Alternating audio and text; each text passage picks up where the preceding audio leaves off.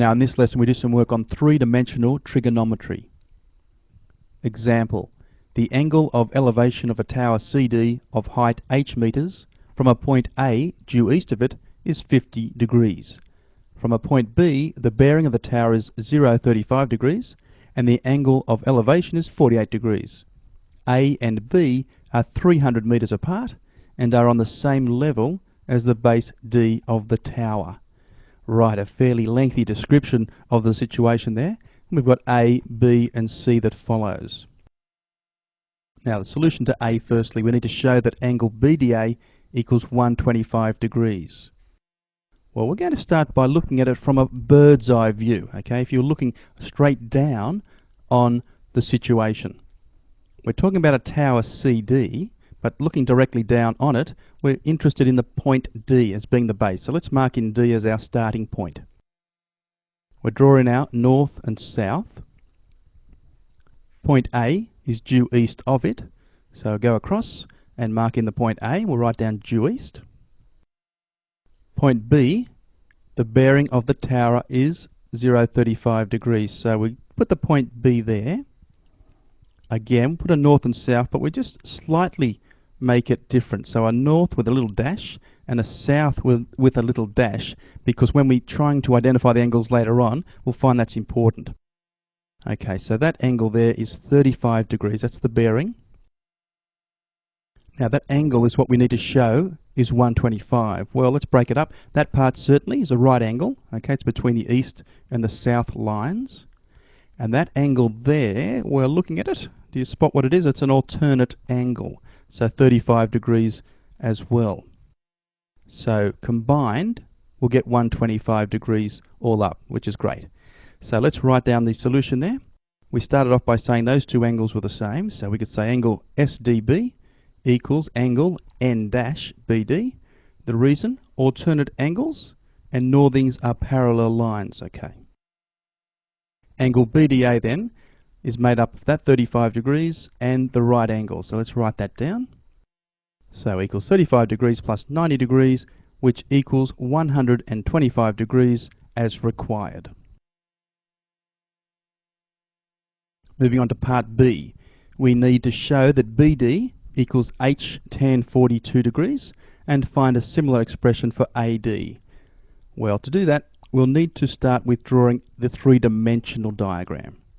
So if we consider this our north, east, south and west, we're normally looking at it like that. For a three-dimensional, we're going to change it slightly. The north-south line, okay, we'll put it at a slight angle there, which gives us a 3D perspective. So the tower CD, where D is the base, the C then is up the top there, and that height is H. So that will give us a three-dimensional quality about it. Now the point A is due east. So let's go across there. There's the point A. Now the point B, which we drew earlier, okay, let's mark it there. The reason we're marking it there a little bit off the south line is that earlier on we found that angle BDA was 125 degrees.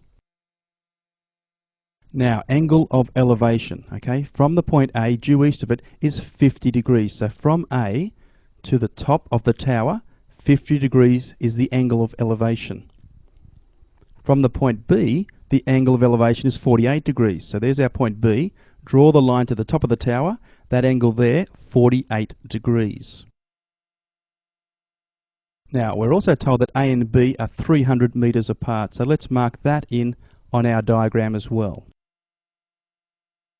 Now, let's go back to find out what we've got to show. BD is equal to H tan 42. We're trying to get that. Well, look at that triangle there. That is a right-angled triangle. Okay, the ground is at right angles with the height. Now, the 42 degrees, though. Okay, I see a 48 degrees. Where's 42 degrees? Well, you need to think that angle there would be 42 degrees to make up the 180 degrees. Okay, given that the angle at the base is a right angle. Now, once we've got that 42 degrees, looking at the triangle, we can say that in triangle BDC, tan of 42 degrees, okay, tan is opposite over the adjacent, so that will equal BD over H. And we're trying to get BD by itself, so we multiplied both sides by H. We would therefore get that BD equals H times tan 42. Okay, and that's exactly what we needed to show, so we've done the first part. Now we need to find a similar expression for AD, and we'll use a similar method. So in this triangle where AD is the baseline there, the top angle there, all right, to make up the 180 would be 40 degrees. So we can then similarly say that in triangle ADC, AD would equal H times tan 40 degrees. Now moving on to part C, hence, okay, the word hence of course means use the results we've just found to find the height of the tower to the nearest metre. Well, let's just look at the part of the diagram that we need to focus on. Now we're told that BD equals H tan 42, or we actually worked that out, so let's mark that in on the diagram. We'll also mark the length for AD. And we'll run out of room, so let's move that up a little bit. And we've got a non-right angled triangle, so we're going to use the cosine rule. We're going to say that BD squared plus AD squared minus 2 times the two sides, BD and AD, multiplied by cos 125. Well, that will equal AB squared. Okay, so that's an application there of the cos rule. So when we substitute all the various values there, we come up with that fairly lengthy expression there, where BD is H tan 42, AD is H tan 40. Now it equals AB squared, which AB is 300, so we write equals 300 squared. Now if we consider factorising that, now you might not know how to factorise this, but in each of the terms there is an H squared involved. So H squared will come outside the brackets, and looking at that, if we take the H squared out, we'll be left with tan 42 squared. The next term, we take the H squared out, we'll have a tan 40 squared left. And in this particular one, look at the H's, there's two H's, but once you multiply, that's why you get the H squared. Once you take them out, we'll have minus 2 tan 42 tan 40 cos 125. Now it equals 300 squared, which of course equals 90,000. Hopefully you can do that without a calculator.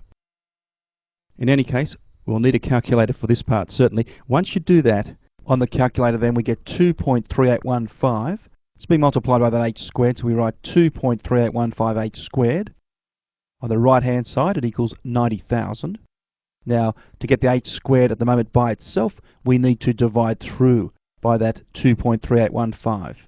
We get that h squared, therefore, is 37,790.95, etc. And final step, if h squared equals that, we need to take the square root. We do that, therefore we get that h is 194 metres. We've rounded that off to the nearest metre. Excellent. Well, that concludes the lesson. Good luck with your questions.